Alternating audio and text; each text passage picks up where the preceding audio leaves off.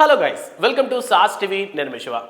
బేసికల్గా విక్టరీ వెంకటేష్ గారికి ఒక బ్రాండ్ ఉంది, ఒక ఫ్యామిలీ స్టార్ అని చెప్పు, లేదంటే ఫ్యామిలీ ఆడియన్స్ని గ్రాప్ చేయడంలో ఈయనకంటూ సపరేట్ మార్క్ ఉంది.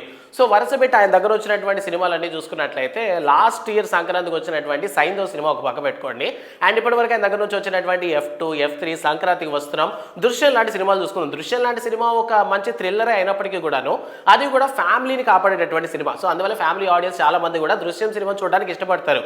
సో ఓవరాల్గా వెంకటేష్ గారికి ఒక క్లారిటీ వచ్చేసి ఉండాలి, అంటే ఇంక నుంచి నేను ఎట్లాంటి సినిమాలు తీయాలి, ఎవరితో సినిమాలు తీయాలనే విషయం క్లారిటీ వచ్చి ఉండాలి.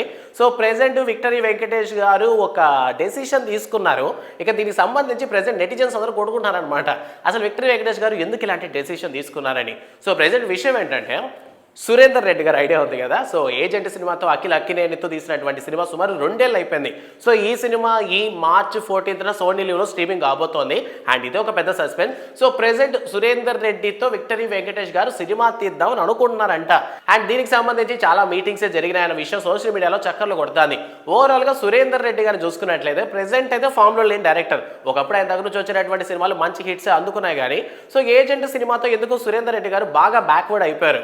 సో ఏజెంట్ సినిమా చూసిన వాళ్ళందరూ అయితే మాత్రం చాలా బాగుందని చెప్పారు, కానీ మరి అది ఓటీటీలో రాకపోవడం, ఏ టీవీలో ప్లే కాకపోవడం వల్ల సినిమా అసలు మ్యాటర్ అనేది బయటకు రాలేదు. అండ్ ఓవరాల్గా ఏజెంట్ సినిమాలో మలయాళం యాక్టర్ అయినటువంటి మమ్ముట్టి గారు కూడా నటించారు. And Surender Reddy big actors ఎవరైతే ఉన్నారో, పెద్ద స్టార్లు ఎవరైతే ఉన్నారో వీళ్ళందరినీ బాగా హ్యాండిల్ చేయగలిగేటటువంటి డైరెక్టర్. సో ఈయనతో సినిమా అంటే ఒక వర్గం వాళ్ళకు హ్యాపీగానే ఉన్నారు, కానీ విక్టరీ వెంకటేష్ గారి ఫ్యామిలీ ఆడియన్స్ ఎవరైతే ఉన్నారో వీళ్ళందరూ ఈ డెసిషన్ రాంగ్ అని చెప్తున్నారు. ఎందుకంటే సైందో సినిమాని చూసాం, బాగా ఎక్కువ ఖర్చు పెట్టి తీసినటువంటి సినిమా, బట్ థియేటర్స్లో డిజాస్టర్గా మిగిలింది. సో అవసరమైనటువంటి యాక్షన్ సినిమాలు మళ్ళీ ప్రశాంతంగా ఫ్యామిలీ ఎంటర్టైనర్స్ తీసుకుంటే బెటరే కదా. సో ఎందుకని ఇలాంటి యాక్షన్ సినిమాలు తీసుకుంటారని చెప్పి ప్రజెంట్ టాక్ నడుస్తుంది.